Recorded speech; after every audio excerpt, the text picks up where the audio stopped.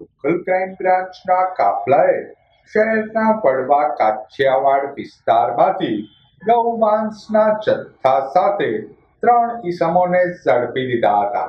Local crime બ્રાન્ચનો કાફલો પેટ્રોલિંગમાં હતો તે દરમિયાન મળેલ બાતમીના આધારે શહેરના વડવા કાછિયાવાડ માઢિયા ફળીમાં રહેતા રફીકભાઈ ઉર્ફે આદમભાઈ ઉસ્માનભાઈ કાલવા પોતાના રહેણાંકી મકાન નીચે ગૌમાંસ લાવી છૂટકમાં વેચાણ કરી રહ્યા હોય જે બાતમીના આધારે તપાસ કરતા 15 કિલો ગૌમાંસના જથ્થા સાથે પોલીસે રફીકભાઈ ઉર્ફે આદમભાઈ ઉસ્માનભાઈ કાલવા, ઉસ્માનભાઈ જમાલભાઈ કાલવા, અલ્ફાસ હનીફભાઈ કાલવા અને 2 કિશોરોને ઝડપી લીધા હતા.